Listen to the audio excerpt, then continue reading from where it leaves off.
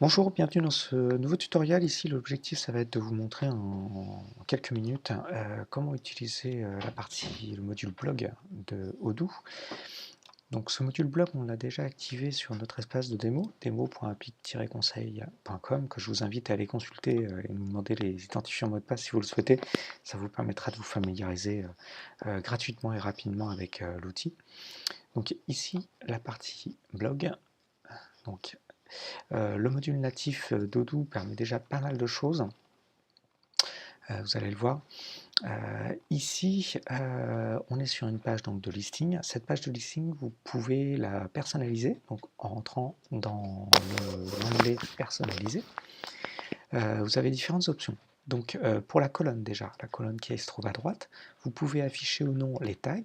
Donc les tags qui correspondent aux étiquettes. Ces étiquettes, en fait, on va les retrouver sur chacun des articles. Et c'est ce qui va nous permettre un petit peu de pouvoir trouver des articles rapidement en utilisant ce système de filtre. Donc ici, par exemple, si je veux voir uniquement les étiquettes concernant le site web, voilà, on peut voir que je n'ai qu'un article qui traite de cette problématique. Vous avez aussi d'autres types d'infos à renseigner. Donc, vous pouvez voir les statuts. Ça, ce sont des informations qui seront affichées uniquement pour vous. Vous pouvez voir des choses intéressantes comme donc la notion d'archive, avec les dates de publication de vos articles.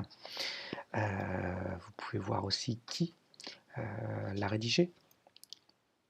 Et vous pouvez avoir... hop, pardon.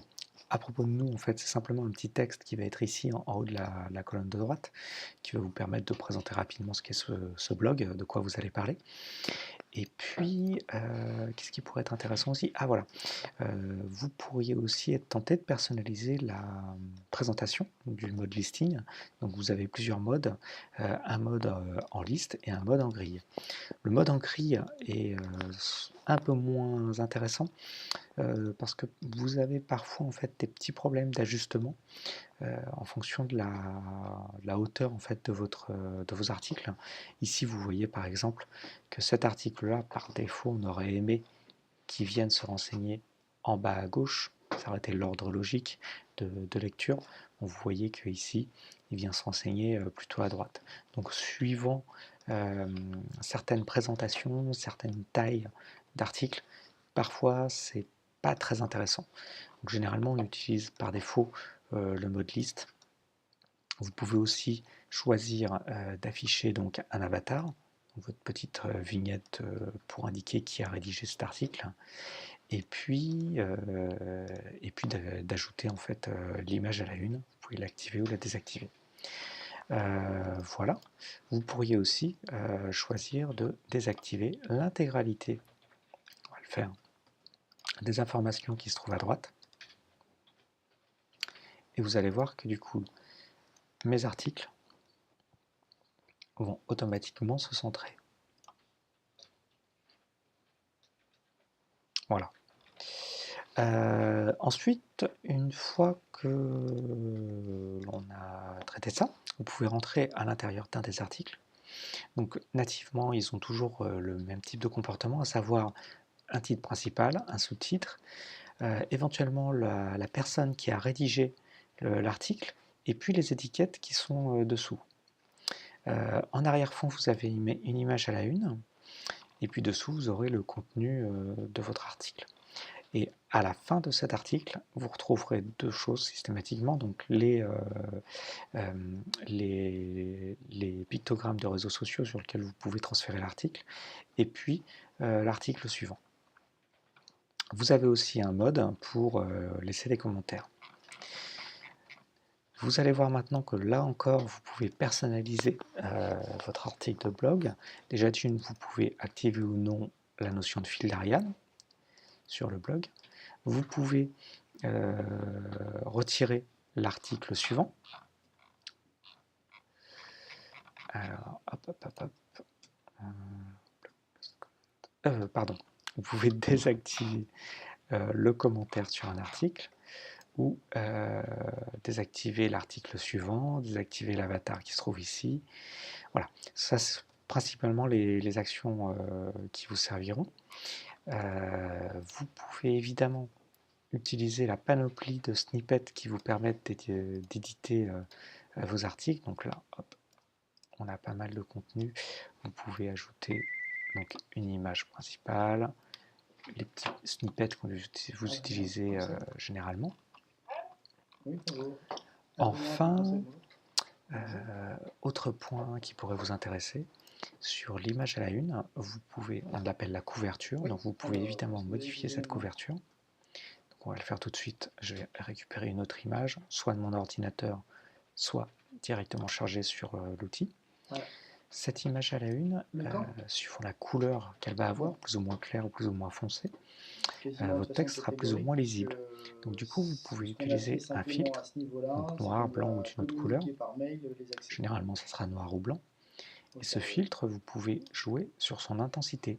Donc sans filtre, faible, moyen ou élevé, de manière à vraiment rendre lisible le texte. Une dernière option qui sera intéressante, c'est de jouer sur la taille de cette image. Donc vous pouvez la mettre soit en plein écran, soit en 16 neuvième, ou alors en format étroit. Format étroit du coup qui s'arrêtera en fait, hop, vous voyez, ça s'arrêtera en fait sur les bords de votre fenêtre. Voilà pour ce tour rapide de l'outil blog.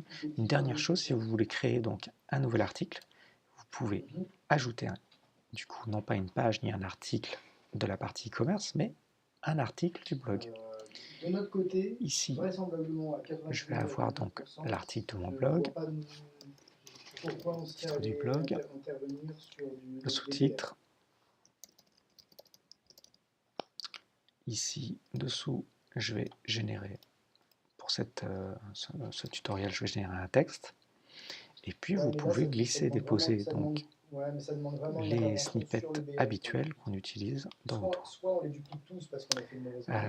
Ça vous permet ensuite donc soit de sauvegarder, soit vous allez me dire mais comment faire pour ajouter du coup mon image sous le titre principal. Bien pour ça, vous retournez en édition, vous allez sélectionner le titre et ici vous voyez que vous pouvez personnaliser du coup l'intégralité du bloc. Donc pour ça, il suffit de sélectionner l'un des éléments du haut. Vous avez la possibilité de personnaliser. On modifie la couverture et vous allez donc choisir, je vais en choisir une autre que je n'ai pas encore utilisée. Voilà. Vous pouvez choisir votre image d'arrière-fond. Et je peux sauvegarder. Ah, tant pour moi. Modifier la couverture et du coup, voilà.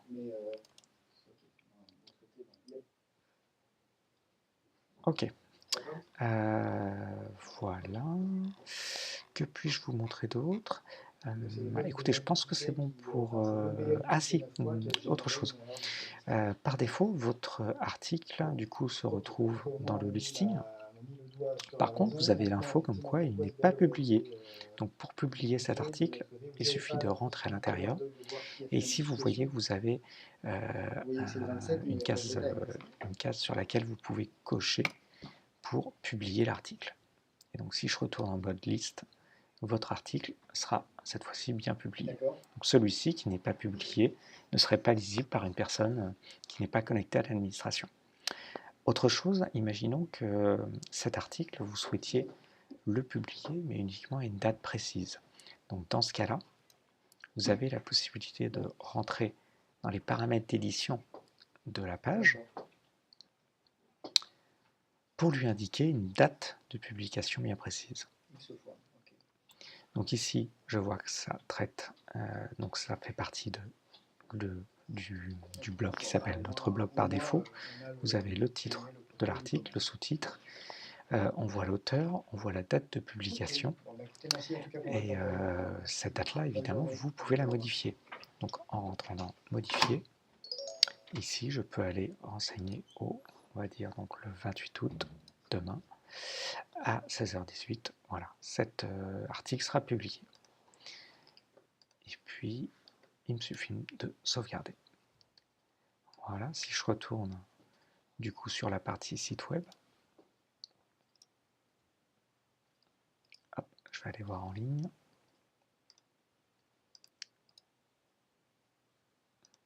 Voilà, cet article-là, donc vous voyez le nombre de vues, puisque vous y étiez dessus. Cet article-là, du coup, ne sera pas visible avant demain. On va faire le test en se déconnectant. Si je retourne dans le blog, voilà, vous voyez bien que cet article n'est pas visible. Voilà pour ce premier tour d'horizon de la fonctionnalité blog au sein de Odoo. Ici, nous étions sur une Odoo 11.